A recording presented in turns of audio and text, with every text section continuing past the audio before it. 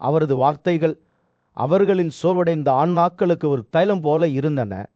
அவரது பெற்றோர்கள் விரக்தியால் மூழ்கிவிட்டனர். ஆனால் அவர்களின் மகளின் தீர்மானத்தை கேட்டு அவர்கள் நம்பிக்கையில் ஒரு ஒளியை காணத் தொடங்கினர்.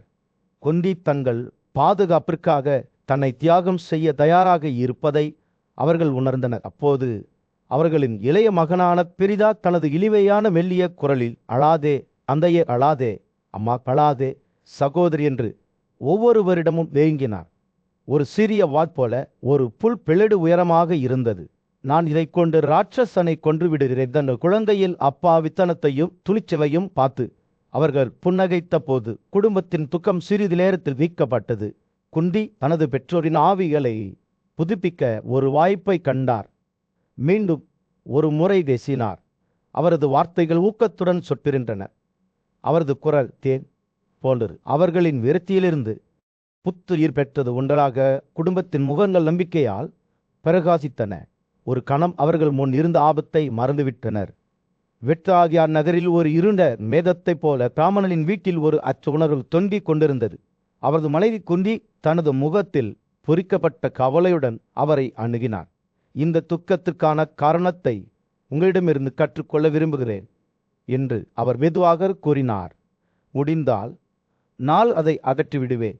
அவர்களின் அவலநிலையை நினைவு கூறத் தொடங்கிய போது பிராமணனின் கண்கள் நடுங்கின. நமது நகரத்தை மனித மாமிசத்தை உண்ணும் வாகா என்ற ராட்சசன் ஆட்சி செய்கிறான். அவர் மிகுந்த வலிமை கொண்ட ஒரு அசுரன். அவரது இருப்பு நம் வாழ்வின் மீது அச்சத்தின் நிழலை ஏற்படுத்துகிறது. பிராமணர் தொடர்ந்து பேசுகையில், ஒவ்வொரு சில வருடங்களுக்கும் வாகா தேவைகளை வழங்குவது குறிப்பாக ஒரு குடும்பத்திற்கு வருகிறது. அரிசி 2 எருமைகள் அவற்றை அனுப்ப ஒரு மனித இந்த கடமையை நாம் தவிர்க்க முயற்சித்தால் அவர் நம் அனைவரையும் கொன்று விடுகிறார். உயிர் பிழைத்தவர்கள் யாரும் இல்லை. அவர்களின் நிலைமையின் எடை பிராமணனின் மீது ஒரு உடல் சக்தியைப் போலதாக்கியது. நான் எங்கென்றும் கவலையுடன் வாழ்ந்தேன். என் முறையை வரும் வரை காத்திருக்கிறேன் என்று அவர் கூறினார். அவரது குரல் விரக்தியால் கலத்தது. ஆனால் நான் மட்டுமல்ல, பிராமணர்கள் சுதந்திரமாகவும் இருக்க வேண்டும். நாம் விரும்பியபடி நிலத்தில் சுற்றி செய்வோம்.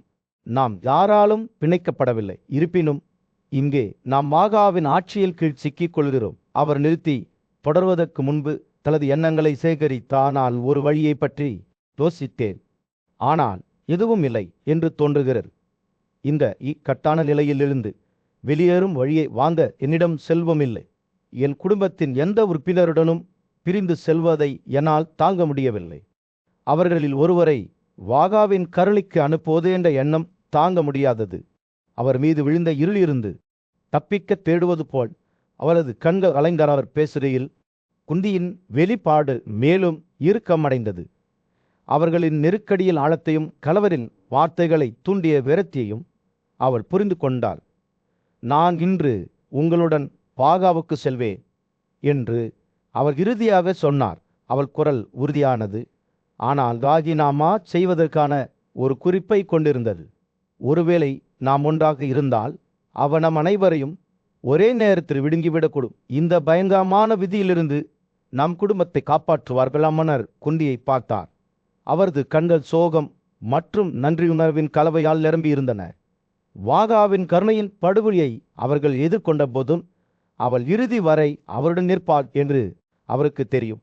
அவர்கள் ஒன்றாக அறியப்படாதவர்களை தைரியப்படுத்துவார்கள். ஒருவருக்கொருவர் தங்கள் அன்பாலும் முன்னால் உள்ளதை எதிர்கொள்ளும் உறுதிப்பாட்டாலும் பிணைக்கப்பட்டுள்ளனர். சூரியன் அவர்களின் நகரத்தின் மீது அஸ்தமிக்க தொடங்கிய போது தெருக்களில் நீண்ட நிழல்களை வீசி பிராமணர் தனது இருக்கையிலிருந்து எழுந்தார். வாருங்கள் என்று குந்திக்கு கையை வழங்கினார். ஒரு குடும்பமாக நாம் ஒன்றாக வாராவுக்கு செல்வோம். நமது தலைவிதி முத்திரையிடப்பட்டும். ராஜ்யத்தின் மையத்தில் அமைந்துள்ள ஒரு சிறிய கிராமத்தில் ஒரு பிராமணர் தனது மனைவி மற்றும் குழந்தைகளுடன் வசித்து வந்தார். ஆனால் அவர்களில் அமைதியான வாழ்க்கை விரைவில் ஒரு பயங்கரமான அச்சுறுத்தலால் சீர்குலைந்தது. ஒரு பயங்கரமான அர்க்கம். ஒரு ராட்சசன் கிராமப்புறங்களை பயமுறுத்தி கொண்டிருந்தான். கிராமவாசிகளிடமிருந்து கப்பம் ஓரியது. அதற்கு பதிலாக அவர்களின் உயிரை காப்பாற்றினான். பிராமணரின் குடும்பம் இந்த ஆபத்தால் குறிப்பாக பாதிக்கப்பட்டது. ஏனெனில் அவருக்கு ஒரே ஒரு மகன் மட்டுமே இருந்தார். இன்னும் ஒரு சிறுவன் மற்றும் அவரது மகள் ஒரு குழந்தையை விட சற்று அதிகமாக இருந்தார். ராட்சசரின் கோபத்தை எதிர்கொள்ள அவர்களில் யாரையும் அனுப்ப வேண்டும் என்ற எண்ணம் குந்திக்கு தாங்க முடியாததாக இருந்தது. பிராமணரின் குடும்பத்தை பாதுகாக்க தன்னை எடுத்துக்கொண்ட உன்னதமான ராணிபிராமணனே, நான் துக்கப்படவில்லை. ஏனென்றால் இந்த அரக்கலிடமிருந்து உன்னை காப்பாற்ற நான் ஒரு வழியை கண்டுபிடித்து விட்டேன். என் சொந்த மதன்கள் வலிமையானவர்கள், தைரியமானவர்கள், அவர்களில் ஒருவர் உங்களிடத்தில் செல்லலாம் என்று அவள் மெதுவாக சொன்னாள். குந்தி தனது 5 மதன்களில் ஒருவரை பிராமண சார்பாக ராட்சசனுக்கு கப்பம் செலுத்த அனுப்பவும் மொழிந்தாள். ஆனால் பிராமணர் மறுத்தார். அவரது முகம் உறுதியளித்தது. ஒரு பிராமணரை பணயம் வைத்து நான் ஒருபோதும் என் உயிரை தியாகம் செய்ய மாட்டேன் என்று அவர் உறுதியாக கூறினார். அடைக்கலம் தேடி எங்கள் வீட்டிற்கு வந்தவர்களை பாதுகாப்பதும் கௌரவிப்பதும் எங்கள் கடமை. அல்லது சகோதரர்களில் ஒருவருக்கு தீங்கு ஏற்படுவதை காண்பதை விட நானே இறந்து விடுவேன். குந்தி பிராமணரின் உணர்வுகளை புரிந்து கொண்டார். ஆனால் தனது மகனை அனுப்புவது ஒரு புத்திசாலித்தனமான முடிவு என்று அவர் நம்பவில்லை.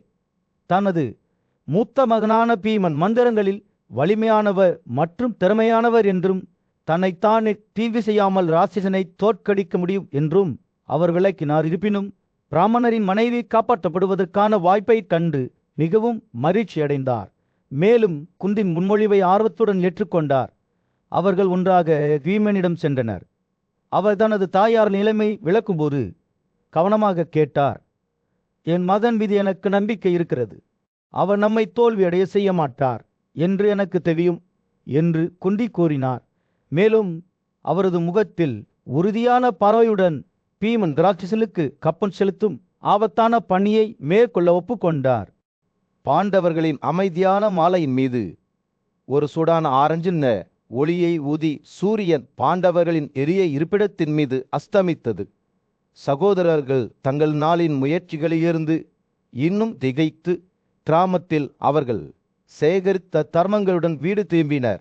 எப்போதும் விழிப்புடனும் புலனுணர்வுடனும் இருந்த யுதிஷ்டிரர் தனது சகோதரர் பீமனின் உறுதியான முகத்தை பார்த்து ஏதோ தவறு இருப்பதை உணர்ந்தார். இரவு உணவு தயாரிப்பதில் மும்முரமாக இருந்த அவர்களின் தாயார் குந்திக்கு அருகில் அவர் அமர்ந்திருந்த போது யுதிஷ்டிரர் ஒரு கவலையுடன் அவளிடம் திரும்பினார்.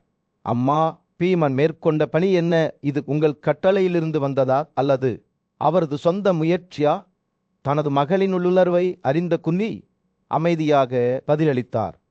பீமன் எனக்காகவும் இந்த கடினமான காலங்களில் எங்களுக்கு அடைக்கலம் கொடுத்த நமது பிராமண நண்பரின் நலனுக்காகவும் இந்த மகத்தான செயலை செய்வாதனது தாயின் வார்த்தைகளின் எடையை புரிந்து கொண்டதும் யுதிஷ்டிரனின் கண்கள் அச்சத்தால் விரிந்தன. பீமன் ஒரு சாதாரண போர் வீரன் அல்ல, ஆனால் இணையற்ற வலிமையும் கொண்ட ஒரு மாபெரும் மனிதர் என்பதை அவர் அறிந்திருந்தார். அவர் அத்தகைய ஆபத்தான பணியை தொடங்குகிறார் என்ற எண்ணம் யுதிஷ்டிரனின் முதுகெலும்பை நடுங்க செய்தது. என்ன ஆசரமான செயலை செய்தீர்கள் அம்மா என்று அவர் கேட்டார். அவரது குரல் கவலையுடன் கூச்சலிட்டது. இந்த செயல் ஆபத்து நிறைந்தது. கிட்டத்தட்ட தற்கொலை. ஞானிகள் ஒருபோதும் ஒருவரின் சொந்த குழந்தையை கைவிடுவதை பாராட்டுவதில்லை. நீங்கள் ஏன் அன்புள்ள அம்மா மற்றொருவருக்காக உங்கள் சொந்த மகனை தியாகம் செய்ய விரும்புகிறீர்கள்? தனது மகனின் கவலைகளை எதிர்பார்த்து கொண்டிருந்த குந்தி தனது காரணத்தை விளக்கத் தொடங்கினார்.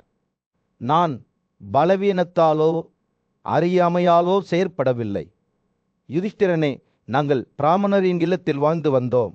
எங்கள் எதிரிகளுக்கு தெரியாது. பீமனை அவர்களின் எதிரிக்கு எதிராக நிலைநிறுத்துவதன் மூலம் அவரது கருணையை நான் திருப்பி செலுத்த விரும்புகிறேன். பீமனின் கடந்தகால சூழ்ச்சிகளின் கதைகளை விவரிக்கும் போது அவள் கண்களில் ஒரு தொலைதூர பாவையை நிறுத்தினாள். அவர் எப்படி ஒவ்வொருவரையும் யானையைப் போல கனமாக வாரணாவதிலிருந்து சுமந்தார் என்பதை நினைவில் கொள்ளுங்கள். பூமியில் பீமுக்கு சமமான வலிமை இல்லை. இடி முழக்கத்தை வைத்திருப்பவரை கூட அவர் வெல்ல முடியும். யுதிஷ்டிரன் கவனமாக கேட்டான். அவரது மனம் கேள்விகளாலும் சந்தேகங்களாலும் ஓடிக்கொண்டிருந்தது. பீமனின் வலிமை அவர்கள் அனைவரையும் காப்பாற்றிய காலத்தை அவர் நினைவு கூர்ந்தார். இலட்சம் வீட்டிலிருந்து அவர்கள் குறுகிய தப்பிக்கும் காலம் முதல் பிடிமா அழிவு வரை அவரது தாயின் நம்பிக்கை அசைக்க முடியாதது. ஆனால் யுதிஷ்டிரரால் அவர் நெருப்புடன் விளையாடுகிறார் என்ற உணர்வை அசைக்க முடியவில்லை. குந்தி தனது உந்துதல்களை தொடர்ந்து விளக்கினார். மதிப்பிற்குரிய வியாசர் முனிவர் தனக்கு வழங்கிய பண்டைய ஞானத்தை ஈர்த்தார்.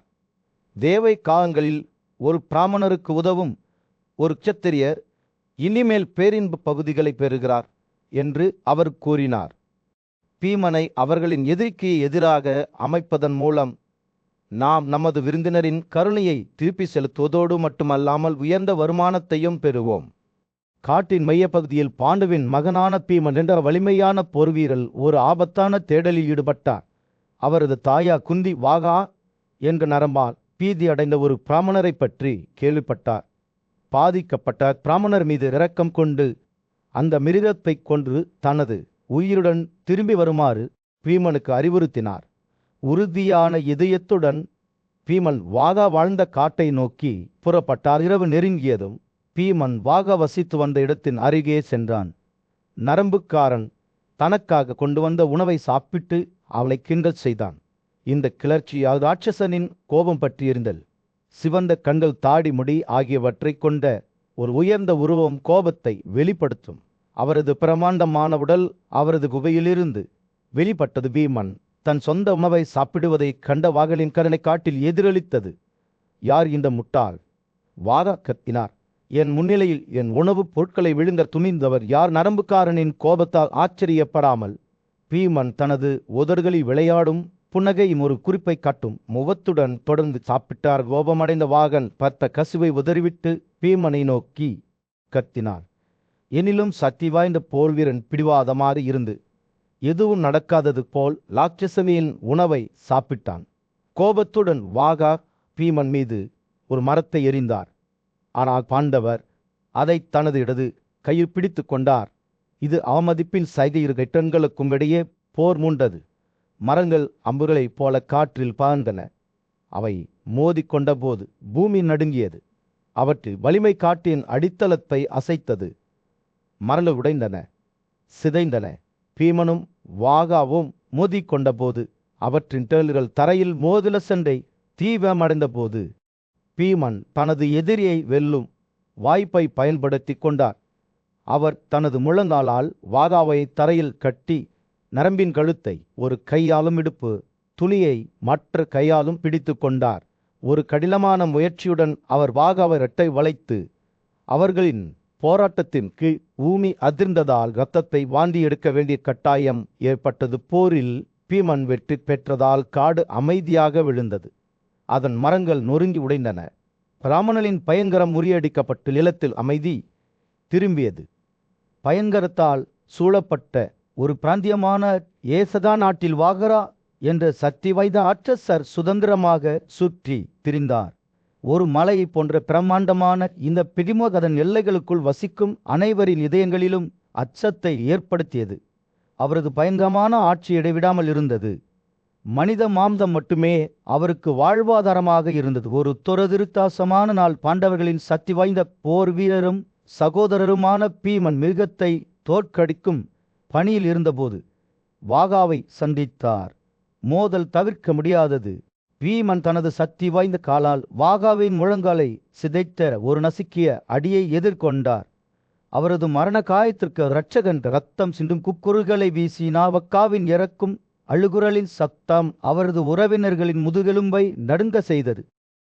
அவர்கள் தங்கள் மறைவிடங்கள் இருந்து திகைத்து பீதி அடைந்தனர். பீமன் அவர்களின் துயரத்தை கவனித்து இதயத்தில் இரக்கத்துடன் அவர்களை அணுகினார். அவர்கள் நரம்பியல் வழிகளை கைவிடுமாறு கேட்டுக்கொண்டார்.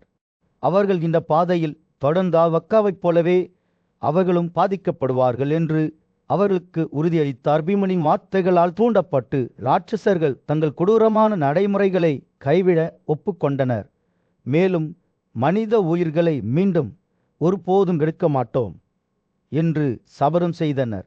அன்று முதல் ஏசதாவில் வசிப்பவர்கள் ஒரு காலத்தில் பயந்த இந்த உயிரினங்களின் நடத்தையில் குறிப்பிடத்தக்க மாற்றத்தை கண்டனர். அவர்கள் மனித குலத்தின் மீது அமைதியானவர்களாக மாறினர். மேலும் மென்மையான அண்டை வீட்டுக்காரர்கள் என்ற நற்பெயர் தொலைதூரம் பரவியது. வாகரில் உயிரற்ற உடல் நகரில் வாயில்களில் ஒன்றில் கிடக்கும் நிலையில் பீமன் பிராமணரின் வசிப்பிடத்திற்கு திரும்பினார். அங்கு அவர் தனது கதையை யுதிஷ்டிரரிடம் விரிவாக விவரித்தார். மறுநாள் காலை நகர மக்கள் தங்கள் வீடுகளிலிருந்து வெளியே வந்தபோது ராட்சசனின் சிதைந்த சரளத்தின் கொடூரமான காட்சியை கண்டுபிடித்தன. வாகாவின் மரணம் பற்றிய செய்தி காட்டுத்தீ போல பரவியதால் ஆயிரக்கணக்கான குடிமக்கள் சம்பவ இடத்திற்கு திரண்டனர். மனிதநேயமற்ற சாதனையை பார்த்தபோது அவர்களின் முடி இறுதியில் நின்றது. பிரமிப்புடனும் மரியாதையுடனும் அவர்கள் பீமனின் துணிச்சலையும் வலிமையையும் அங்கீகரித்து தங்கள் தெய்வங்களை பிரார்த்திக்கத் தொடங்கினர். பின்னர் நகர மக்கள் முந்தைய நாள் வாகாவுக்கு உணவளிக்க வேண்டிய முறை யாருடையது என்பதை கணக்கிடுவதில் தங்கள் கவனத்தை திருப்பினர். ராட்சசருக்கு உணவு வழங்குவதற்கான பொறுப்பை ஒரு உயர்ந்த ஆன்மா கொண்ட பிராமணர் ஏற்றுக்கொண்டார் என்பது கண்டுபிடிக்கப்பட்டது. இந்த தன்னலமற்ற செயல் நகரத்தை மேலும் பயங்கரத்திலிருந்து காப்பாற்றியது. மேலும் இந்த கதாநாயகனை பற்றி மேலும் அறிய குடிமக்கள் ஆர்வமாக இருந்தனர். இருப்பினும் பிராமணர் இந்த விஷயத்தில் பாண்டவர்களின் ஈடுபாட்டை மறைக்க விரும்பினார். அதற்கு பதிலாக தனது சேவைகளை வழங்கிய ஒரு மர்மமான பிராமணருக்கு இந்த செயலை காரணம் கூறினார். இந்த வெளிப்பாட்டால் திகைத்து போன நகர மக்கள் இந்த அறியப்படாத இரட்சகரின் அடையாளத்தை பற்றி ஆச்சரியப்படத் தொடங்கினர். இருப்பினும் அவர்கள் மேலும் விசாரணைகளை தூண்டுவதற்கு தங்கள் அச்சத்திலிருந்து நிவாரணம் பெற்றதற்கு அவர்கள் மிகவும் நன்றியுள்ளவர்களாக இருந்தனர். இந்த விடுதலையை கொண்டாடும் வரையில் அவர்கள் பிராமணர்களின் நினைவாக ஒரு பெரிய திருவிழாவை நிறுவினர். அமைதியான நகரமான ஏசதாவில் பாண்டவர்கள் ராட்சசவக்காவை வென்ற பிறகு தங்கள் அன்றாட வழக்கத்திற்கு திரும்பினர். அவர்களின் புரவலர் புத்திசாலி மற்றும் இரக்கமுள்ள பிராமணர் வேர்களை பற்றிய தனது அறிவால் தொடர்ந்து அவர்களை வளர்த்தார். பாண்டவர்கள் புனித நூல்களை படிப்பதில் தங்களை மூழ்கடித்து கொண்ட போது கற்றலில் எளிமையான வாசலையால் காற்று நிரம்பியதிருதி எதிர்பார்த்தபடி மற்றொரு விருந்தினர் தங்கள் வசிப்பிடத்திற்கு வந்தார். உலக வாழ்க்கையை கைவிட்டு கடுமையான ஆன்மீக நடைமுறைகளுக்கு தன்னை அர்ப்பணித்த ஒரு பிராமணர் அவர்களின் விருந்தாளி. அவரை திறந்த கைகளுடன் வரவேற்றார். அவரது வருகையை கரவிக்கும் வழக்கமான சடங்குகளை நிகழ்த்தினார். புதிய தங்குமிடத்திற்கு பிராமணரின் குடியிருப்புக்குள் தங்க ஒரு இடம் வழங்கப்பட்டது. மேலும் பாண்டவர்களும் தங்கள் தாயாகுண்டியும் அவரது நிறுவனத்தை அவருடன் நாடினர். பிராமணர் தனது சார்ச கதைகளை பகிர்ந்து கொள்ளும் வாய்ப்பை உணர்ந்தார். அவர் கடந்து வந்த பல்வேறு நிலங்கள், அவர் குடித்த புனித நதிகள் மற்றும் அவர் பார்த்த கம்பீரமான நகரங்கள் பற்றி பேசத் தொடங்கினார். அவர் சந்தித்த மன்னர்கள் புகழ்பெற்ற நபர்களாக இருந்தனர். அவர்களின் பெயர்கள் கோடைகால நாளில் இடி முழக்கம் போன்ற வரலாற்றில் எதிரொலித்தன. பிராமணரின் வார்த்தைகள் அவர்களின் மனதில் தெளிவான படங்களை வரைந்தபோது பாண்டவர்கள் மிகுந்த கவனத்துடன் கேட்டனர். இருப்பினும் தொலைதூர நாடுகளை பற்றிய கதைகள் மட்டுமே அவர்களின் ஆதரத்தை தூண்டவில்லை. பஞ்சாலாவின் அரச குடும்பத்தில் பிறந்த இளவரசியான எட்டசேனாரின் மலர் திரௌபதியின் குறிப்பிடத்தக்க கதையையும் பிராமணரில் கதை தொட்டது. பிராமணரால் விவரிக்கப்பட்டபடி அவரது பிறப்பு அற்புதத்திற்கு குறைவானது அல்ல. தீயாக நெருப்பிலிருந்து பிறந்த அவரது வருகை பண்டைய தீர்க்கதரிசனங்களில் முன்னறிவிக்கப்பட்டது. பாண்டவர்கள் இந்த அசாதாரண கதையால் ஈர்க்கப்பட்டனர். மேலும் பிராமணரிடம் இதை பற்றி மேலும் தெரியப்படுத்துமாறு கெஞ்சில சொல்லுங்கள் ஐயா என்று பாண்டவர்கள் கேட்டனர். துருவதனின் மகளான திரிசத்யும்னா எப்படி தியாக சுடர்களிலிருந்து தோன்றினார்? புனித மேடையின் மையத்திலிருந்து திரௌபதி எப்படி வெளிப்பட்டார்? மகத்தான வில்லன் துரோணரிடமிருந்து அவரது சகோதரர் போல் கலையை எப்படி கற்றுக்கொண்டார்? கதையை விவரிக்க தொடங்கிய போது பிராமணரின் கண்கள் பிரகாசம் அடைந்தன. சதித்திட்டம் மற்றும் அதிசயத்தின் திரைச்சீலை நெசவு சூரியல் அடிவானத்திற்கு கீழே மூழ்கி ஏசதத்தின் மீது ஒரு சூடான ஆரஞ்சு ஒளியை வீசும்போது பிராமணரின் வார்த்தைகள் துருவதரின் அற்புதமான தியாகத்தின் உருவங்களை கற்பனை செய்தன. தியாக நெருப்பின் தீப்பிழம்புகளிலிருந்து திரிசத்யுமா பிறந்தார் என்று கூறப்படுகிறது. அவரது இருப்பு பண்டைய சடங்குகளில் சக்திக்கு ஒரு சான்றாகும். திரௌபதியோ அவரது பிறப்பு மயக்கத்திற்கு குறைவில்லை. புனித மேடையின் மையத்திலிருந்து வெளிப்பட்ட அவளை பார்த்த அனைவரையும் தனது பிரகாசத்தால் கவர்ந்தாள். ஒரு காலத்தில் பிரிக்க முடியாத நண்பர்களாக இருந்த துரோணருக்கும் துருபாதருக்கும் இடையிலான பிணைப்பை பற்றியும் பிராமணரின் கதை பேசுகிறது. ஆனால் இப்போது பிரிந்துவிட்டது. கங்கை நதி சமவெளிகளில் பாயும் புனிதமான நிலத்தில் பரபாஜா என்ற மதிப்பிற்குரிய ரிஷி வாழ்ந்தார். அவர் கடுமையான தவத்தில் தேர்ச்சி பெற்றவர் மற்றும் மிகுந்த ஞானம் கொண்டவர். ஒரு நாள் அவர் தனது நீராடலுக்காக ஆற்றில் கரைக்கு வந்தபோது கிர்லாட்சிக் என்ற அப்சராவை சந்தித்தார்.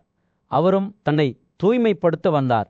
விதி அதைப் போலவே ஒரு மென்மையான காற்று எழுந்தது. கிர்லாட்சியின் ஆடைகள் அடித்துச் செல்லப்பட்டன. இது அவரது தெய்வீக வடிவத்தை வெளிப்படுத்தியது. பரபாஜார் தனது இளமை காலத்திலிருந்தே கண்டத்தின் சபதத்தில் அர்ப்பணிப்புடன் இருந்த போதிலும் அப்சராவை பார்த்தபோது ஆசையின் கிளர்ச்சியை உணர்ந்தார். அவரது உயிர் திரவம் விடுவிக்கப்பட்டது. அவர் அதை ஒரு பானையில் சேகரித்தார். இந்த புனித திரத்திலிருந்து துரோணர் என்ற மகன் பிறந்தார். துரோணர் வளர்ந்தவுடன் வேதங்களையும் அவற்றின் பல்வேறு கிளைகளையும் மிகுந்த ஆர்வத்துடன் படித்தார். அந்த நேரத்தில் பரத்வாஜாவின் நண்பரும் பஞ்சாலர்களின் அரசருமான பிரசாதாவுக்கு துருபாதா என்ற மகன் பிறந்தார். இளவரச அடிக்கடி துரோணரின் புகலிடத்திற்கு வருவார். அவருடன் நாடகத்திலும் படிப்பிலும் ஈடுபடுவார். பிரசாதாவின் மறைவுக்கு பிறகு துருபாதா பஞ்சாலாவின் ஆட்சியாளராக பதவியேற்ற துரோணர் முதிர்ச்சி அடைந்தபோது மகத்தான பிராமண வீரரான ராமர் தனது செல்வத்தை துறக்கப் போவதாக கேள்விப்பட்டார். ஆர்வத்தால் தூண்டப்பட்ட துரோணர் ராமரை தேடி தனது உடைமைகளில் ஒரு பந்தை கோரினார். இருப்பினும் ராமர் ஏற்கனவே தனது உடல் மற்றும் ஆயுதங்களை மட்டுமே விட்டு சென்று தனது உலகச் செல்வங்கள் அனைத்தையும் விட்டு கொடுத்து விட்டார். துரோணரின் உறுதிப்பாட்டால் தூண்டப்பட்டு ராமர் அவருக்கு அவரது உடல் அல்லது கைகளை தேர்ந்தெடுப்பதற்கான வாய்ப்பை வழங்கினார். துரோணர் மிகுந்த தொலைநோக்கு பாவையுடன் பிரம்மாஸ்திரம் என்று அழைக்கப்படும் அனைத்து ஆயுதங்களிலும் மிக உயர்ந்த அதன் ரகசியங்கள் மற்றும் மர்மங்களுடன் பிந்தையதை தேர்ந்தெடுத்தார். மிகுந்த மகிழ்ச்சியுடன் துரோணர் இணையற்ற சாதனை உணர்வை உணர்ந்தார். தனது புதிய திறமையுடன் துரோணர் மன்னர் துருபதனை அணுகி அவர்களின் நட்பை புதுப்பிக்க முன்வந்தார். இருப்பினும் தனது உன்னதமான வம்சாவளியை பற்றி பெருமிதம் கொண்ட மன்னர் குறைந்த பிறப்பு கொண்ட ஒரு நபர் ஒருபோதும் உயர்ந்த அந்தஸ்துள்ள ஒருவருடன் நட்பு கொள்ள முடியாது என்று கூறி மறுத்துவிட்டார். இந்த நிராகரிப்பு துரோணரின் இதயத்தை தொலைத்தது. மேலும் அவர் ராஜாவை அவமானப்படுத்த ஒரு வழியை திட்டமிட்டார். துருபதனை முறியடிக்க தீர்மானித்த துரோணர் குரு தலையகருக்கு சென்றார். அங்கு அவரை பீஷ்மர் வரவேற்றார். அவர் துரோணரின் வழிகாட்டுதலின் கீழ் தனது பேரன்களை மாணவர்களாக முன்வைத்தார். இந்த வாய்ப்பை பயன்படுத்தி கொண்டு துரோணர் தனது சீடர்களான அர்ஜுனனையும் மற்றவர்களையும் அழைத்து அவர்களிடம் போதனை கட்டணத்தை கோரினார். அவர்கள் ஆயுதங்கள் மற்றும் துப்பாக்கி சூட்டில் தேர்ச்சி பெற்றபோது துரோபதரின் ராஜ்யத்தை அணமாக இழுத்து கொள்ளுமாறு பாண்டவர்களுக்கு துரோணர் உத்தரவிட்டார். சகோதரர்கள் தங்கள் புதிய திறன்களுடன் போரில் துருபதனை தோற்கடித்து துரோணருக்கு முன் அவரை கைதியாக அழைத்து வந்தனர். தோற்கடிக்கப்பட்ட மன்னர் அவருக்கு முன் நின்றபோது ஹஸ்தினாபுர தேசத்தில் பாஞ்சாலர்களின் வலிமையான ஆட்சியாளரான மன்னர் துருபாதா தனது மிகப்பெரிய துக்கத்தை சமாளிக்க உதவக்கூடிய புத்திசாலித்தனமான பிராமணர்களை தேடி அலைந்தார். அவரது பரம எதிரியான துரோணரின் கைகளில் ஏற்பட்ட தோல்வி மன்னரின் இதயம் துக்கத்தால் விவரப்பட்டது மற்றும் பெரிய போர்வீரர் போதருக்கு எதிராக பழிவாங்குவதற்கான ஆழ்ந்த ஆசையமுனை மற்றும் கண்லை நதிகளின் கரைகளில் அவர் சுற்றி திரிந்தபோது மன்னர் துருபதர் பிராமணர்களின் மதிப்புமிக்க புகையிடத்தை கண்டார். அங்கு 2 மதிப்பிற்குரிய முனிவர்களான எஜரா மற்றும் வாய்கா வசித்து வந்தனர். இந்த ஞானிகள் பண்டைய வேதங்களின் மீது அசைக்க முடியாத பக்தி மற்றும் புனித கலைகளின் மீது தேர்ச்சி பெற்றதற்காக புகழ் பெற்றவர்கள். மன்னர் துருபதர் உறுதியான மனப்பான்மையுடன் உலக பரிசுகளை ஏற்றுக்கொள்வதில் மென்மையாக இருந்த கேதனை அணுகினார். மன்னர் அவருக்கு ஆடம்பரமான காணிக்கைகளை பொழிந்தார். துரோணரை தோற்கடிக்கும் திறன் கொண்ட ஒரு மரலை வழங்கும்படி அவரிடம் தெஞ்சினார். ராஜாவின் நேர்மை மற்றும் விரக்தியால் ஈர்க்கப்பட்ட எஜன் துருபதருக்கு உதவ ஒப்புக்கொண்டார். இருப்பினும் சடலை தொடர்வதற்கு முன்பு எஜா தனது சகோதரர் உபயராஜாவை கலந்தாலோசித்தார். அவர் தூய்மை மற்றும் துறவரம் ஆகியவற்றின் கொள்கைகளை எஜா பின்பற்றுவது குறித்து சந்தேகம் கொண்டிருந்தார். அவர் தூய்மையற்ற பிரசாதங்களை ஏற்றுக்கொள்வதில் ஆர்வமாக இருப்பதாகவும் ஆன்மீக முயற்சிகளை விட பொருள் ஆதாயத்தால் தூண்டப்படலாம் என்றும் உபயாதர் வெளிப்படுத்தினார். இந்த வெளிப்பாடு இருந்த போதிலும் மன்னர் துருபதர் முனிவரின் குணாதிசயத்தை பற்றிய அவரது சந்தேகங்களால் தடையின்றி மீண்டும் ஒரு முறை எஜாரை அணுக தேர்ந்தெடுத்தார். 80,000 குதிரைகள் என்ற வாக்குறுதியுடன் துருபதர் எஜாரை தியாகம் செய்யும்படி சமாதானப்படுத்தினார். இது அவருக்கு இணையற்ற வலிமை மற்றும் வலிமையுடன் ஒரு மகனை வழங்கும் ஏற்பாடுகள் முடிந்ததும் புனித நெருப்பின் ஆசீர்வாதங்களை வேண்டிக் கொண்டு வணக்கத்தை புனிதப்படுத்துவதற்கு உபயாதரின் உதவியை வேண்டிக் கொண்டு எஜா சடங்குக்கு தலைமை தாங்கினார். தீப்பிழம்புகள் உயர்ந்தபோது ஒரு அற்புதமான குழந்தை நெருப்பிலிருந்து வெளிப்பட்டது. கடுமையான ஆற்றல் மற்றும் வெல்ல முடியாத பிரகாசத்தை வெளிப்படுத்தியது. குழந்தை ஒரு கிரீடத்தால் அலங்கரிக்கப்பட்டது. சிறந்த கவசத்தை அணிந்திருந்தது. வாள், வில் மற்றும் அம்புகளை வைத்திருந்தது. வென்றார்கள். இந்த அற்புதமான பிறப்பை கொண்டாடிய போது அவர்களின் மகிழ்ச்சி நாடு முழுவதும் எதிரொலித்தது. வானத்தில் காணப்படாத ஒரு குரல், இந்த இலவச துரோணரின் அழிவுக்காக பிறந்தவர் என்றும் பஞ்சாளர்களின் அச்சத்தை துடைத்து அவர்களின் புகழை பரப்புவதன் மூலம் அவர்களுக்கு பெருமை சேர்ப்பார் என்றும் அறிவித்தது. அதே கணத்தில் ஒரு அழகான மகள் தியாக மேடையிலிருந்து வெளிப்பட்டார். அசாதாரணமான அதிர்ஷ்டம் மற்றும் மயக்கும் அம்சங்களை கொண்டவர். அவரது பெயர் பாஞ்சாலி. மேலும் அவர் தனது விதிவிலக்கான அழகு மற்றும் நல்ல அதிர்ஷ்டத்திற்காக புகழ் பெற்றார். இந்த அற்புதமான பிறப்பு பற்றிய செய்தி பஸ்தினாபுரம் முழுவதும் பரவியதால் பூமியே மகிழ்ச்சியால் நடுங்கியது போல் தோன்றியது. மேலும் ராஜாவின் இதயம் அவரது ராஜ்யத்தில் எதிர்காலம் குறித்த நம்பிக்கையாலும் எதிர்பார்ப்பாலும் நிரம்பியது. சூரியன் அடிவானத்தில் மூழ்கி அவர்கள் தஞ்சம் புகுந்த சிறிய நகரத்தின் மீது ஒரு சூடான ஆரஞ்சு நிற ஒளியை வீசும்போது பாண்டவ இளவரசர்கள் பேசப்படாத துக்கத்தால் நுகரப்பட்டதாக தோன்றியது. ஒரு காலத்தில் நம்பிக்கையுடனும் நோக்கத்துடனும் பிரகாசித்த அவரின் கண்கள் இப்போது மந்தமாகவும் உயிரற்றதாகவும் தோன்றின. கண்ணுக்கு தெரியாத டாக்டர்களால் துளைக்கப்பட்டதைப் போல ஞானமான கதை சொல்பவராகிய வைசமாயினர் அவற்றில் இந்த மாற்றத்தை கவனித்தார். ஏதோ தவறு இருப்பதை அறிந்தார். விடுப்போனார். அவர்களின் வாழ்க்கையை பற்றிய உண்மை இறுதியாக அவர்களை பிடித்தது. அவர்கள் ஒரு நித்தியம் போல் உணர்ந்த மற்றவரின் தொண்டு மூலம் வாழ்ந்து வந்தனர். ஒருபோதும் நீண்ட நேரம் ஒரே இடத்தில் தங்கவில்லை. அவர்களின் பயணத்தின் ஆரம்ப உற்சாகம் தேய்ந்துவிட்டது. அதற்கு பதிலாக அமைதியின்மை மற்றும் அதிருப்தி உணர்வு ஏற்பட்டது. எப்போதும் அவர்களை ஒன்றாக வைத்திருக்கும் பாயாக இருந்த அவர்களின் தாயா குந்தி அது தனது மகன்களை எவ்வளவு பாதிக்கிறது என்பதை காண முடிந்தது. ஒரு நாள் மாலையில் அவர்கள் ஒரு சிறிய உணவை சுற்றி அமர்ந்திருந்த போது குந்தியின் கண்கள் யுதிஷ்டரை சந்தித்தன. அவர் பேச வேண்டும் என்று அவளுக்கு தெரியும். நாங்கள் இப்போது பல இரவுகள் இந்த பிராமணரின் வசிப்பிடத்தில் வாழ்ந்தோம் என்று அவர் குரல் மென்மையாக ஆனால் உறுதியாக இருந்தது. நாங்கள் இந்த நகரத்தின் விருந்தோம்பலை அனுபவித்தோம். அந்நியர்களின் கருணையுடன் வாழ்கிறோம்.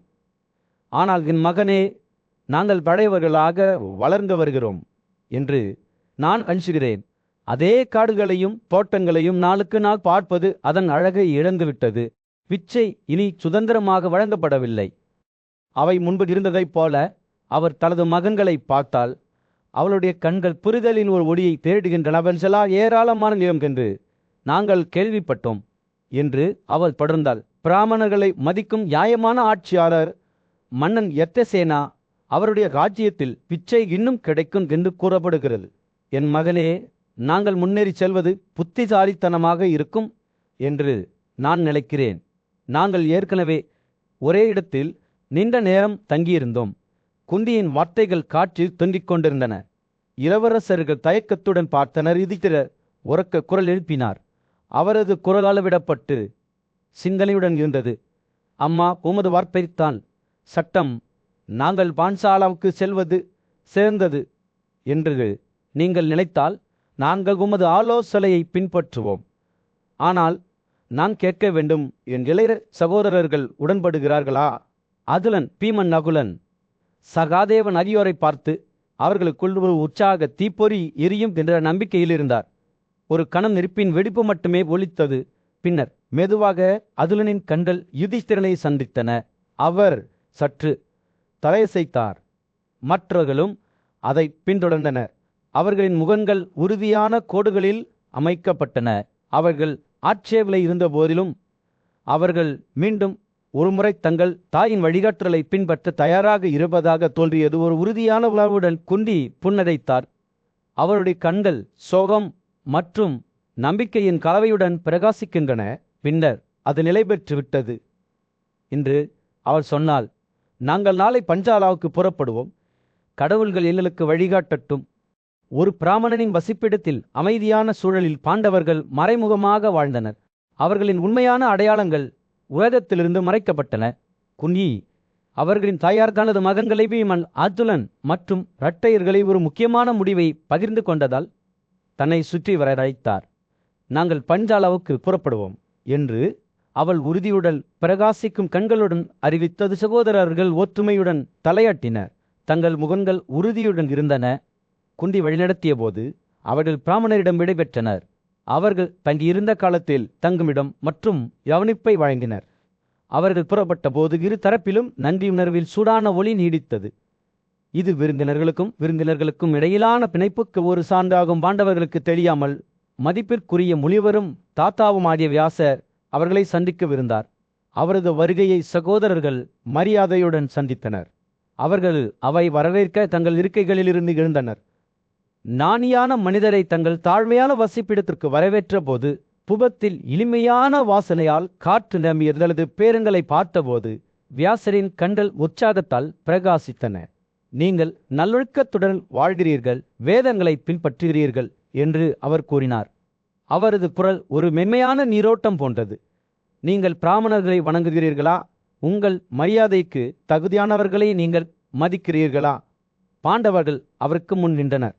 அவர்களின் கைகள் மரியாதையுடன் இணைந்தன. அவர்கள் அவரது ஞான வார்த்தைகளை கேட்கும் போது முனிவரின் சொற்பொழிவு அவர்களின் ஆன்மாவுக்கு ஒரு தைலம் போன்றது. நம்பிக்கையுடனும் வழிகாட்டுதலுடனும் அவர்களை நிரப்பியது. ஆனால் பின்னர் அவர் ஒரு கன்னிப்பெண்ணை பற்றி பேசினார். அவரது கதை அவர்களின் வாழ்க்கையின் போக்கை என்றென்றும் மாற்றும். கடந்த வாழ்க்கையில் வியாசர் தொடங்கினார். ஒரு தூய்மையான மற்றும் அழகான பெண் கடுமையான துறவரம் பயிற்சி செய்தார். தனது அன்புக்கு தகுதியான கணவரை தேடினார். அவரது பத்தியால் தூண்டப்பட்டு சங்கர பகவான் மகாதேவர் அவரது முன் தோன்றினார். அவரது பிரசன்னம் சக்தியையும் இரக்கத்தையும் வெளிப்படுத்தியது. நீங்கள் விரும்பும் வரத்தை கேளுங்கள் என்று அவர் கூறினார். அவரது குரல் அமைதியில் இடி போன்றது. ஒவ்வொரு சாதனையும் செய்த கணவரை கேட்கும்போது பெண்ணின் இதயம் எங்கியது. இருப்பினும் அவரது வார்த்தைகள் ஒரு எதிர்பாராத எடையை கொண்டிருந்தன. ஏனெனில் சங்கரர் அவர் 5 முறை பேசியதாகவும் இதனால் பாரத இளவரசர்களிலிருந்து 5 கணவர்களை பெறுவதாகவும் வெளிப்படுத்தினார். தடையின்றி அந்த பெண் தனக்கு ஒரே ஒரு கணவரை வழங்குமாறு ஆண்டவரிடம் கெஞ்சினார். எனவே மற்றொரு வாழ்க்கையில் அவர் 5 பாண்டவர்களுக்கும் மனைவியாக பிறக்க வேண்டும் என்று முடிவு செய்தார். வியாசர் தனது கதையை முடித்தவுடன் சகோதரர்களின் கண்கள் ஆச்சரியத்துடனும் பிரமிப்புடனும் விரிந்தன. துருபாதரின் வழித்தோள்களின் குற்றமற்ற மரலான கிருஷ்ணர் உங்கள் மனைவியாக நியமிக்கப்பட்டுள்ளார். நீங்கள் பான்சாலாவில் வசிப்பீர்கள், அவருடன் உங்கள் பக்கத்தில் இருப்பீர்கள், நீங்கள் மிகுந்த மகிழ்ச்சியை அறிவீர்கள் என்று அவர் கூறினார். இந்த வார்த்தைகளால் வியாசர் தங்கள் பேரங்கள் மீதான அன்பால் நிரம்பிய இதயத்துடன் அவர்களுக்கு விடைபெற்றார். என்ற வகையில் கங்கை நதிப்பரமாண்டமாக பாயும் பாரதவர்ஷா என்ற புனித நிலத்தில் வீரம் மற்றும் நட்பின் கதை ஒன்று வெளிப்பட்டது. பாண்டவின் சக்தி வாய்ந்த மதங்களான பாண்டவர்கள் தங்கள் தாயா குந்தியுடன் தங்கள் இலக்கான பாஞ்சாலாவை நோக்கி பயணம் செய்து கொண்டிருந்தனர். அவர்கள் வடக்கு நோக்கி பயணிக்கும்போது சிவபெருமானுக்கு அர்ப்பணிக்கப்பட்ட ஒரு புனித ஆலயத்துக்கு வந்தனர். அவரது நெற்றியில் பிறை அடையாளத்துடன் அலங்கரிக்கப்பட்டிருந்தது. அவர்கள் தங்கள் பாதையை தொடர்ந்தபோது அவர்கள் கங்கை நதியின் கரையை அடைந்தனர். அங்கு சக்தி வாய்ந்த கார்போர் வீரரான அர்ஜுனனான தனன்சே கையில் தீபம் ஏந்தியபடி தங்கள் வழியை ஒளியச் செய்து காட்டு விலங்குகளிடமிருந்து அவர்களை பாதுகாத்தார். இந்த தருணத்தில்தான் காந்தர்வர்களின் பெருமைமிக்க மன்னர் அங்கார்வர்ணா தனது மனைவிகளுடன் கங்கையின் மகிழ்ச்சியான நீரில் விளையாடிக் கொண்டிருந்தார். பாண்டவர்கள் நெருங்குவதை கேட்டு கோபமடைந்த அங்காரவர்ணா தனது பயங்கரமான வில்லை ஒரு வட்டத்திற்கு இழுத்தார். யட்சர்கள், காந்தர்வர்கள் மற்றும் இராட்சசர்களுக்காக ஒதுக்கப்பட்ட இந்த புனிதமான நேரத்தில் தன்னை தொந்தரவு செய்ய யாரையும் அனுமதிக்க மாட்டேன் என்று அறிவித்தார். தூரத்தில் இருங்கள் என்று அவர் குமுறினார். ஏனென்றால் நான் பாரீரதியின் நீரில் குளிக்கிறேன். நான் அங்காரவர்ணா என்பதை அறிந்து கொள்ளுங்கள். எப்போதும் என் சொந்த வலிமையை நம்புங்கள். காந்தர்வனின் எச்சரிக்கையால் திடுக்கிட்ட அர்ஜுனன், பிளாக்கெட் மற்றவர்களை கடல், இமயமலையின் கரைகள் மற்றும் இந்த நதியிலிருந்து யார் தடுக்க முடியும்? பகல் அல்லது இரவு என எதுவாக இருந்தாலும் கங்கைக்கு வர யாருக்கும் சிறப்பு நேரம் இல்லை. இது எல்லா ஆறுகளிலும் முதன்மையானது. எங்களை பொறுத்தவரை வலிமையால் நேசிக்கப்பட்டோம். நாங்கள் உங்களை தொந்தரவு செய்யும் போது கவலைப்படுவதில்லை. அதுலனின் வார்த்தைகளால் எரிச்சடைந்த பெருமைமிக்க மன்னர் அங்காரவனா தனது வில்லை இழுத்து பாண்டவர்களை நச்சு பாம்புகளைப் போல அம்புகளை வீசத் தொடங்கினார். தனஞ்செயர் ஒரு நல்ல கேடயத்தையும் கையில் வைத்திருந்த தீபத்தையும் ஏந்தியபடி அந்த அம்புகள் அனைத்தையும் விரட்டினார். பின்னர் அவர் காந்தர்வரிடம், ஓ காந்தவனே, ஆயுதங்களில் திறமையானவர்களை பயமுறுத்த வேண்டாம். ஏனெனில் அவர்கள் மீது வீசப்பட்ட ஆயுதங்கள் நுரையைப் போல மறைந்து விடுகின்றன என்று கூறினார். அர்ஜுனனின் எதிர்ப்பால் கோபமடைந்த அங்காரவனா மேலும் அம்புகளை வீசினார். ஆனால் தனஞ்செயர் தனது கேடயத்தால் அவர்களை தடுத்தார். பாண்டவர்களுக்கும் காந்தர்வருக்கும் இடையிலான போர் தீவிரமடைந்த போது வலிமையான மன்னர் அங்காரவரனா அர்ஜுனனால் வீசப்பட்ட நெருப்பால் செய்யப்பட்ட ஒரு எரியும் ஆயுதத்தால் தாக்கப்பட்டார். சுயநினைவிருந்த அவர் தனது தலையிலிருந்து கீழே விழுந்தார்.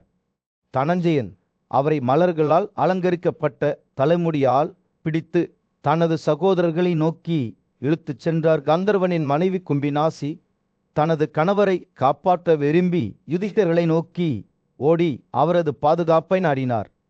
ஞானமுள்ள மன்னர் யூத் சொர்க்க மண்டலத்தில் விவாகத்தின் மகள் தபதி என்ற ஒரு பிரகாசமான நபர் இருந்தார். அவர் சூரியனைப் போலவே பிரகாசித்தார். அவர் அழகில் உருவகம், அவரது அம்சங்கள் சரியானவை. அவரது கண்கள் தாமரை இதழ்களைப் போல தெரியவை மற்றும் கருப்பு நிறத்தில் இருந்தன.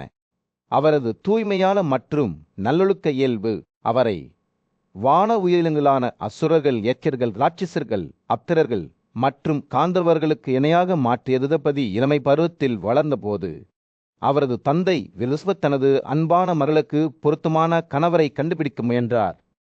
மனிதர்களில் ஒரு ராஜா தனித்து நின்றார். ரிஷாவின் மகனின் மகன் சமர்னா தனது அழகு, வலிமை மற்றும் சூரிய கடவுளான சூரியனின் மீதான பக்திக்கு புகழ் பெற்றவர். திருமணத்தில் தபதியின் கைக்கு தகுதியானவர் என்று சூர்யா தன்னை கருதினார்.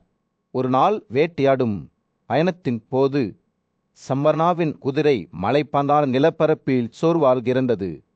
மன்ன தனது விசுவாசமான தோழரால் கைவிடப்பட்டு காட்டில் நடந்து செல்லத் தொடங்கினார்.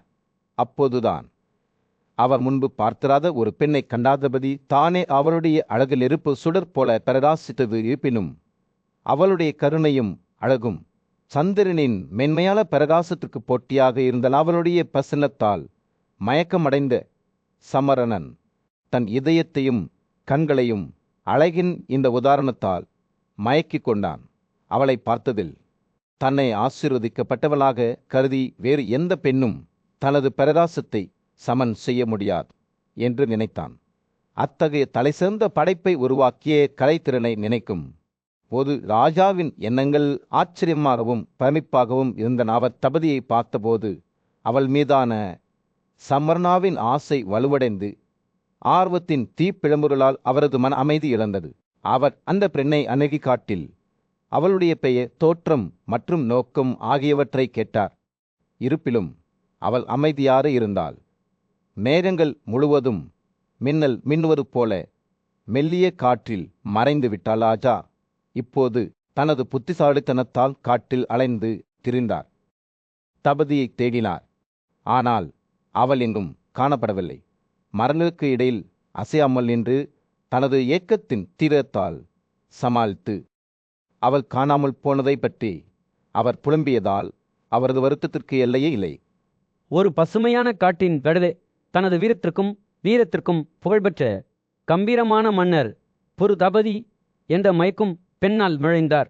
அவரது பிரகாசமான அழகை பார்த்தபோது அவரது புலன்கள் அதிகமாக இருந்தன. மேலும் அவர் தன்னை உட்கொண்ட நெருப்பு ஆர்வத்திற்கு எதிராக உதவியற்ற நிலையில் தரையில் விழுந்தாதபடி தனது நறுமணமுள்ள இருப்பு மற்றும் வசீகரிக்கும் புன்னகையுடன் ராஜாவின் முன் மீண்டும் தோன்றினார். அவளுடைய கண்கள் கருணையால் பிரகாசிக்கின்றன. அவள் மெதுவாக அவரை மீண்டும் சுயநினைவுக்கு அழைத்து சென்று இனிமையான மெல்லிசை தொனிகளில் பேசினாள். பெருந்து, என் உன்னதமான மன்னரை, உங்கள் காரணத்தை தடுமாற விடாதீர்கள். நீங்கள் ஒரு புகழ்பெற்ற மனிதர், அனைவராலும் மதிக்கப்படுகிறீர்கள். உங்களைப் போன்ற ஒருவர் கட்டுப்பாட்டை இழப்பது பொருத்தமல்ல. மன்னரின் கண்கள் திறந்தபோது அவர் மீண்டும் தபதியை பார்த்தார். உணர்ச்சியால் பலவீனமான அவரது குரல் அவர் பேசும்போது நடுங்கியது. ஆசீர்வதிக்கப்பட்டால் அழகான பெண்ணே, உன்னை மட்டுமே விரும்புவதால் என் இதயம் எரிகிறது. நான் என் ஆர்வத்திற்கு அடிமை காமாவின் இடைவிடாத அம்புகளால் துன்புறுத்தப்படுகிறேன். உங்களுக்காக நான் உங்களிடம் தென்சுகிறேன். என்னை உங்கள் கணவனாக ஏற்றுக்கொள்ளுங்கள். நீங்கள் இல்லாமல் என் வாழ்க்கை வெறும் நிழல் மட்டுமே. தபதி கவனமாக கேட்டாள். அவளுடைய வெளிப்பாடு இரக்கமுள்ளது, ஆனால் உறுதியாக இருந்தது. ராஜாவே, அவர் பதிலளித்தாள், நான் என் சொந்த எஜமானி அல்ல. என் தந்தை ஆதிச்சா என் மீது ஆதிக்கம் செலுத்துகிறார். நீங்கள் உண்மையிலேயே என்னை விரும்பினால் அவரிடமிருந்து என்னை கேளுங்கள். உங்கள் கருணை மற்றும் உன்னதமான திறப்பால் நான் வீழ்க்கப்பட்டதைப் போலவே முதல் பார்வையேயே நீங்கள் என் இதயத்தை திருடிவிட்டீர்கள். பெண்கள் ஒருபோதும் சுதந்திரமாக இல்லை. நாங்கள் எங்கள் குடும்பங்களுக்கும் அன்புக்குரியவர்களுக்கும் கட்டுப்படுகிறோம். ராஜாவின் கண்கள் தபதியின் மீது குவிந்தன. அவரது குரலில் ஏக்கம் நிறைந்திருந்தது. ஏய் தபதி, நீ அளவிட முடியாத புதையல். உன் வார்த்தைகள் என் காதுகளுக்கு இசை. காந்தர திருமணத்தின் சடங்குகள் மூலம் நான் உன் தந்தை ஆதித்யாவிடமிருந்து உன் கையை நாடுவேன். 2 ஆமாக்களுக்கு இடையிலான மிக உன்னதமான மற்றும் புனிதமான பிணைப்பு. தபதியின் முகம் அமைதியாக இருந்த போதிலும் அவளுடைய குரல் ஒரு உறுதியான குறிப்பை கொண்டிருந்தது. ராஜாவே, நீ உண்மையிலேயே என்னை திருமணம் செய்து கொள்ள விரும்பினால் சரியான வாதையை பின்பற்றுங்கள். பக்தியுடனும் துறவியான தவத்துடனும் சபதங்களுடனும் என் தந்தையிடம் கேளுங்கள். அவர் ஒப்புதல் அளித்தால் நான் உங்களுக்கு கீழ்ப்படுதலுள்ள மனைவியாக இருப்பேன். என் பெயர் தபதி. நான் பிரபஞ்சத்தின் ஒளிரும் ஆதித்யாவின் மரலான சாவித்திரியின் இளைய சகோதரி. காட்டின் மையப்பகுதியில் மன்னர் சம்வரணா தோற்கடிக்கப்பட்டு தனது புலன்களை பிரகாசமான தபதியிடம் இழந்தார். அவர் வானத்துக்கு ஏறினார். அவரது தலைமை மந்திரி புத்திசாலி மற்றும் வயதானவர் அவரை தேடினார். மேலும் மன்னர் வானத்திலிருந்து விழுந்த வானவில் போல மண்டியிட்டிருப்பதைக் கண்டார். அந்த வலிமையான வில்லனாகிய மன்னரை தரையிலிருந்து எழுப்பும்போது அமைச்சரின் இதயம் ஆசத்தால் எரிந்தது. பயப்படாதே, பாவமில்லாதவளே என்று மந்திரி தன் வார்த்தைகளை எளிமையாகவும் மென்மையாகவும் கூறினார். மன்னர்களிடையே உள்ள புலியே, பயப்படாதே. தாமரை இதழ்களால் நறுமணமுள்ள குளிர்ந்த நீரை மன்னரின் கிரீடமில்லாத தலையில் தெளித்தார். அவர் மெதுவாக சுய நினைவு அடைந்தார். மன்னர் இன்னும் திகைத்துப் போய் தனது நம்பகமான அமைச்சரை தவிர தனது உதவியாளர்கள் அனைவரையும் அனுப்பிவிட்டார். சூரியன் அஸ்தமிக்கத் தொடங்கிய போது மன்னர் சம்மரணா மலையின் மார்பில் அமர்ந்தார். அவரது இதயம் தபதியின் மீது நிலைத்திருந்தது. அவர் தன்னை தூய்மைப்படுத்தி ஒளியின் கடவுளான சூரியனை வணங்கத் தொடங்கினார். கைகளை இணைத்து முகத்தை திருப்பினார். ராஜாவின் எண்ணங்கள் அவரது தலைமை பூசாரி வஸ்தரிடம் திரும்பின. கடவுள்களுடன் தொடர்பு கொள்ள அதிகாரம் கொண்ட அந்த பெரிய ரிஷி 12 நாட்கள் கடந்தன. வஸ்டர் மலைக்கு வந்தார். அவரது ஆன்மா சரியான கட்டளையின் கீழ் இருந்தது. தபதியின் காரணமாக மன்னர் தனது புத்திசாலித்தனத்தை இழந்துவிட்டார் என்பதை அவர் தனது துறவி சக்தியாக அறிந்தார். நல்லொழுக்கமுள்ள ரிஷி ராஜாவை அணுகி அவருக்கு எல்லா உறுதியையும் அளித்தார். உங்கள் மனதில் என்ன இருக்கிறது என்று சொல்லுங்கள் என்று சூர்யா வஸ்தரிடம் கூறினார். அவர் 1000 கதிர்களின் கடவுளின் நேர்காணல் செய்ய ஏறினார். வஸ்தர் கைகளை இணைத்துக் கொண்டு மகிழ்ச்சியுடன் தன்னை சூரியனிடம் அறிமுகப்படுத்தி கொண்டார். நான் வஸ்தர் என்று அவர் கூறினார். கடவுள் பதிலளித்தார். வரவேற்கிறேன். பெரிய விஷயம் உங்கள் மனதில் என்ன இருக்கிறது என்று சொல்லுங்கள். வஸ்டர் சூரியனின் மகள் தபதியை தனது சொந்த விருப்பங்களை வென்ற சக்தி வாய்ந்த மன்னரான சம்வரணனுக்கு வழங்குமாறு கேட்டுக்கொண்டார். சூரியன் தனது மகளை சம்வரணனுக்கு கொடுக்க தீர்மானித்தார். வஸ்தருக்கு வணக்கம் செலுத்தி, தபதி பெண்களில் சிறந்தவர், நீங்கள் முனிவர்களில் சிறந்தவர். அவளுக்கு சமரணத்தை வழங்குவதை தவிர வேறு என்ன செய்ய வேண்டும் என்று பதிலளித்தார். வஸ்டர் அந்த பெண்ணாகிய தபதியை ஏற்றுக்கொண்டு சூரியனிடமிருந்து பிரிந்தார். மன்னன் சம்வரணன் அமர்ந்திருந்த இடத்திற்கு அவர் திரும்பி வந்தார். அவரது இதயம் தபதியின் மீது நிலைத்திருந்தது. வஸ்ட வழி அடர்த்திய தெய்வீக கண்ணீரை பார்த்து மன்னர் மிகவும் மகிழ்ச்சி அடைந்தார். தபதி மேகங்களிலிருந்து மின்னலைப் போல வானத்திலிருந்து இறங்கி வானத்தின் 10 புள்ளிகளை திகைக்க வைத்தார். 12 இரவுகளின் சபதம் முடிந்த பிறகு புகழ்பெற்ற ரிஷி வஸ்டர் மன்னரை அணுகினார். இதனால் தான் மன்னர் சம்மர்னா பௌர்ணமியுடன் வெளிப்பட்ட பிறகு ஒரு மனைவியை பெற்றார். சக்தி வாய்ந்த வில்லன், அதில் முதன்மையானவர். காட்டின் நடுவே பாரவர்களில் மிக பெரிய போரியரான அர்ஜுனன் காந்தர்வரின் வார்த்தைகளை கேட்கும்போது தனது இதயம் பக்தியால் நிரம்பியபடி அமைதியாக நின்றான். இலைகள் வழியாக மிதமான காற்று சுழந்தது. பறவைகளின் மென்மையான கிண்டல் ஒரு இனிமையான மெல்லிசையை உருவாக்கியது. காந்தர்வரின் கதையால் ஈர்க்கப்பட்ட அதுலன் மான் மற்றும் காட்டு பன்றிகளை வேட்டையாட புறப்பட்டான். ஆனால் விரைவில் உழைப்பால் சோர்வாக இருந்தான். தாகத்தால் பலவீனமாக அலைந்து கொண்டிருந்த அவர் தனது ஞானம் மற்றும் ஆன்மீக சக்திக்கு புகழ்பெற்ற மதிப்பிற்குரிய முனிவரான வசிஷ்டரின் ஆசிரமத்தில் தடுமாறினார். சக்தி வாய்ந்த மன்னரான விஸ்வாமித்திர கடுமையான சூரிய ஒளியிலிருந்து அடைக்கலம் தேடி ஆசிரமத்திற்கு வந்திருந்தார்.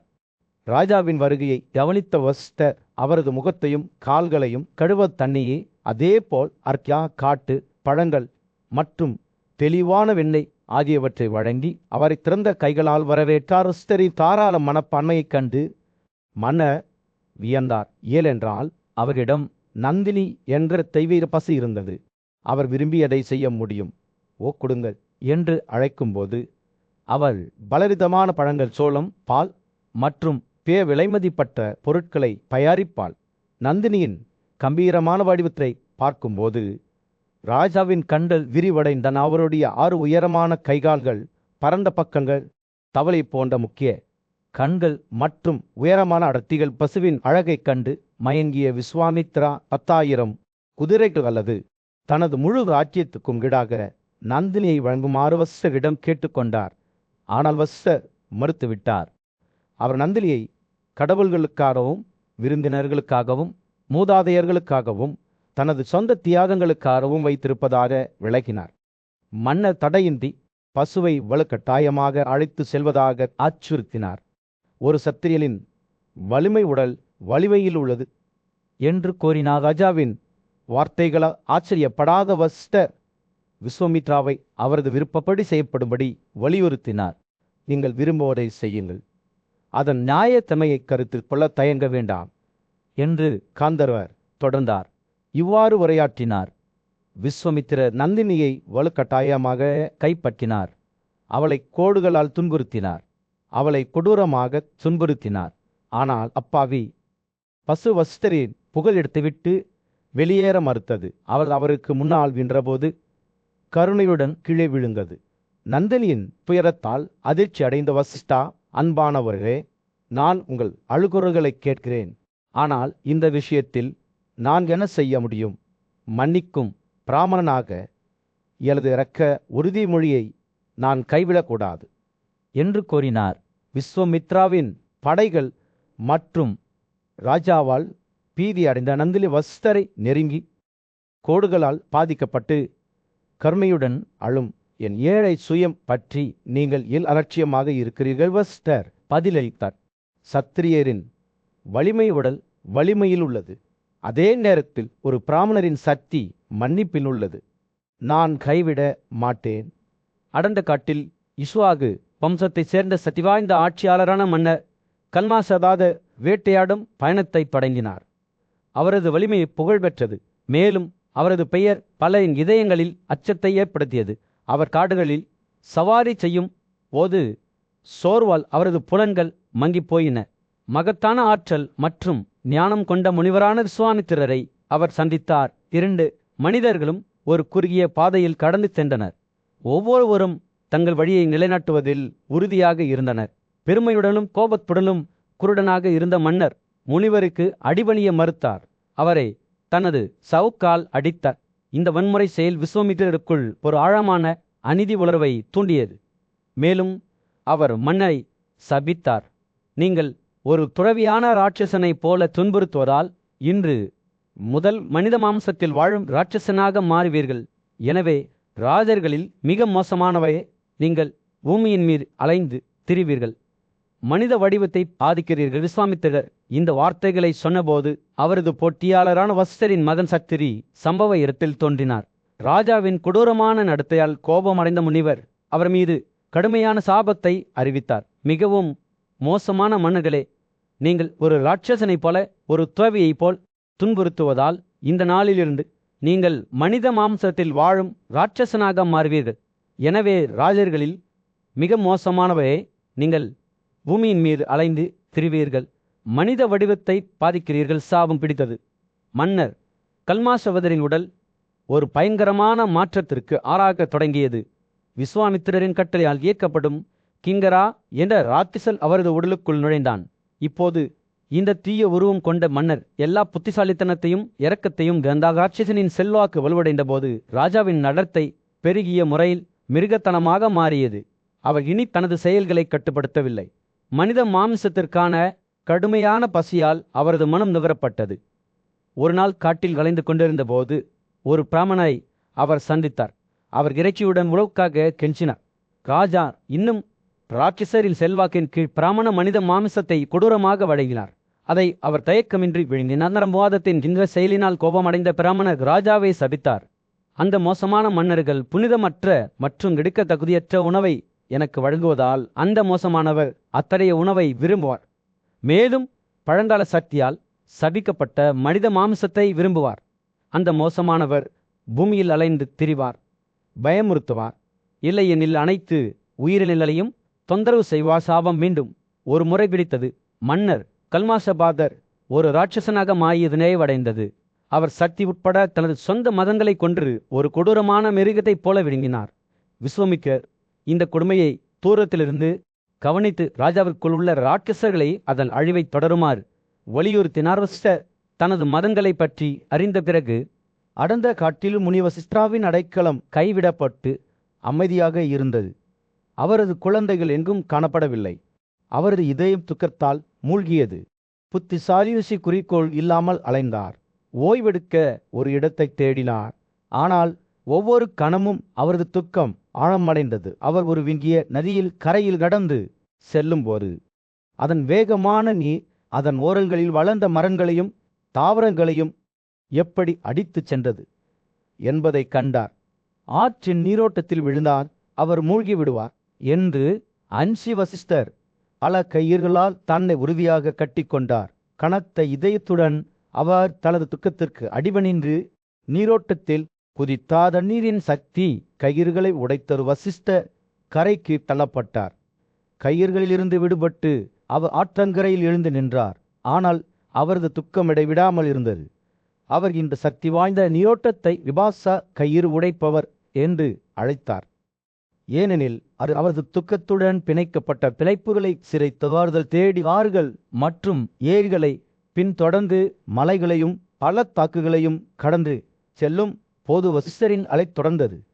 ஒரு நாள் அவர் கைமாவதி என்ற நதியை கண்டார். அதன் நீர் துரதிர்ஷ்டமானது மற்றும் கடுமையான முதலைகள் மற்றும் பிற நீர் அரக்கர்களின் இருப்பிடம்.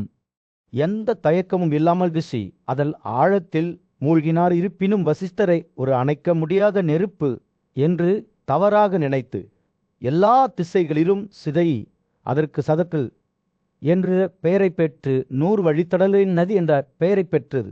இருப்பினும் அவர் மீண்டும் ஒரு முறை வறண்ட நிலத்தில் நின்றபோது வசிஷ்டர், நான் என் கைகளால் இறக்க மாட்டேன் என்று கூச்சலிட்டார். இந்த அறிவிப்பு அமைதிக்கான தனது தேடலை தொடர அவரது தீர்மானத்தை குறித்தது.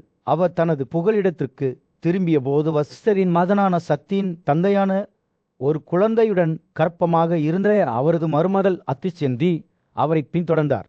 யாரோ வேதங்களை ஓதுகிற சத்தத்தை கேட்டு எனக்கு பின்னால் யார் என்று ரிஷி கேட்டார். இந்த செய்தியை கேட்ட வசிஷ்டரின் இதயம் மகிழ்ச்சியால் பெருகியது. ஏனெனில் அவரது வம்சாவளி இந்த குழந்தையின் மூலம் தொடரும் என்று அவருக்கு தெரியும். அவர் தன்னை தானே சுய அழிவிலிருந்து தடுத்து அற்று செந்தியுடன் அவர்களின் புகலிடத்திற்கு திரும்பினார். அவர்கள் நடந்து செல்லும்போது கல்மாஷபாதர் என்ற ராட்சசனை அவர்கள் சந்தித்தனர். அவர் ஒரு பயங்கரமான ராஜாவின் ஆவி உடையவர். வசிஷ்டரை நெருங்கியதும் அசுரனின் கண்கள் கோபத்தால் எரிந்தன. ஆனால் ரிஷி அமைதியாக இருந்தார். அவர் அதிசெந்தியிடம், பயப்பட வேண்டாம், ஏனென்றால் இது சாதாரண ராட்சசர் அல்ல, என் மதனால் சபிக்கப்பட்ட மன்னர் கல்மாஷபாத தான் என்று கூறினார் வசிஷ்டர். பின்னர் தாம் என்ற ஒற்றை ஒலியை உச்சரித்தார். இது அசுரனை அமைதிப்படுத்தி அதன் சாபத்திலிருந்து விடுவித்தது. ரிஷி மன்னர் மீது புனிதப்படுத்தப்பட்ட தண்ணீரை தெளித்தார்.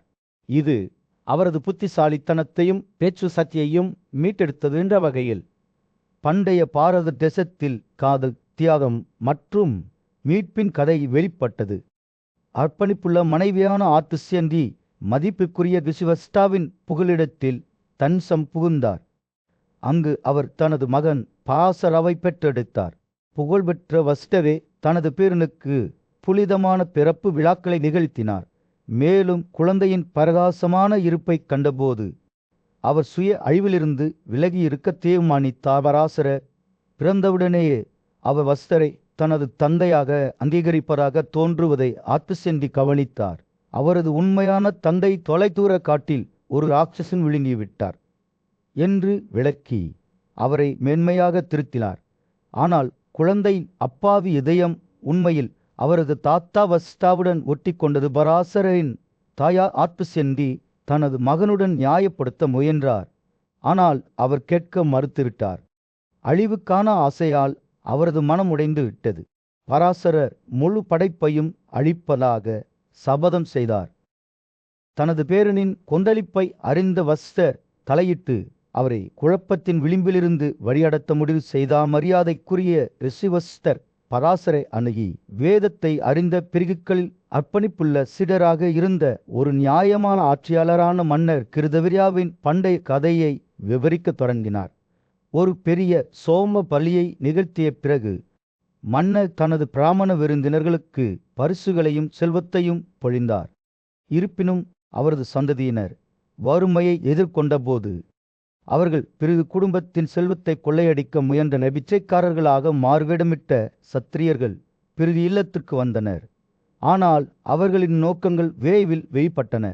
பிராமண பெண்களின் கருப்பையில் உள்ள கருக்களை கொல்லும் அளவுக்கு சென்று சக்தி வாய்ந்த போர்வீரர்கள் பிறகுகளை கொண்டனர்.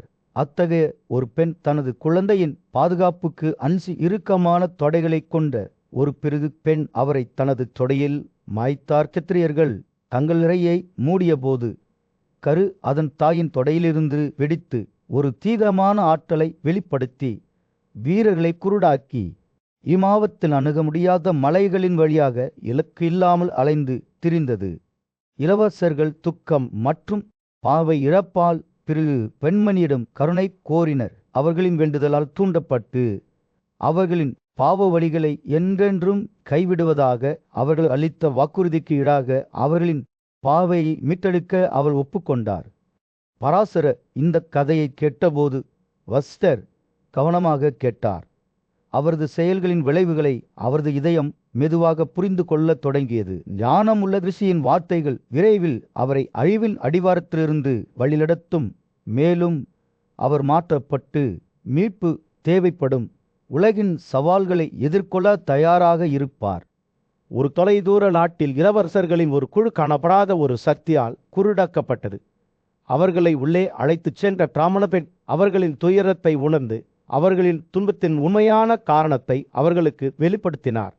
என் கோபத்தால் நீங்கள் உங்கள் பார்வையை இழக்கவில்லை என்று அவர் மெதுவாக கூறினார். ஆனால் என் தொடையில் இருந்து பிறந்த இந்த குழந்தை தனது மூதாதையர்களின் படுகொலைக்கு கோபத்தால் துவரப்பட்டுள்ளது. அவரது தெய்வீக ஆற்றல் உங்கள் கண்களை எரித்துவிட்டது. மேலும் அவரது பிராயச்சித்தத்தின் மூலம் மட்டுமே நீங்கள் உங்கள் பார்வையை மீண்டும் பெற முடியுமெனில் பார்வை திரும்ப வேண்டும் என்று ஆசைப்பட்ட இளவரசர்கள் பிராமண பெண்ணின் மகள் அற்புதமான பிறப்புக்கு பிறகு அவரது தொடையில் இருந்து பிறந்த அபூர்வாவை நோக்கி திரும்பினர். அவர்கள் அவரிடம் கெஞ்சினர், இல்லலுக்கு சாதரமாக இருங்கள். அவர்கள் பேசும்போது அபூர்வாவின் கோபம் குறையத் தொடங்கியது. ஒருமுறை கோபத்தால் எரிந்த அவரது கண்கள் வெண்மையாகி அவர் இளவரசர்களிடம் கருளை காட்டினார். இளவரசர்களின் பார்வை மீட்டெடுக்கப்பட்டது. ஆனால் அபூர்வலின் தீர்மானம் வலுப்பெற்றது. படுகொலை செய்யப்பட்ட தனது மூதாதையர்களுக்கு பழி வாங்கும் விருப்பத்தால் உந்தப்பட்டு முழு உலகத்தையும் அழிப்பதாக அவர் சபதம் செய்தார். உயர்ந்த மனதுள்ள ரிஷி தனது கோபத்தை நிறைவேற்றுவதில் உறுதியாக இருந்தார். மிகவும் கடுமையான தவங்களுக்கு தன்னை அர்ப்பணித்தார். அவர் தனது துறவரத்தை கடைபிடிக்கும் போது 3 உலகங்கள் சொர்க்கம், பூமி மற்றும் நரகம் அவரது கடுமையான சத்தியிற்கு ஆதிக்கப்படத் தொடங்கின பிரிகர்களின் மூதாதையர்களான பிதிரிகள் அவரவளின் நோக்கங்களை அறிந்து தங்கள் சொந்த நாட்டிலிருந்து அவரிடம் வந்தனர். அவர்கள் அவை எச்சரிக்கையுடன் அழைத்தனர். எங்கள் மகளே அவரவா, உங்கள் சக்தியையும் தீவிரத்தையும்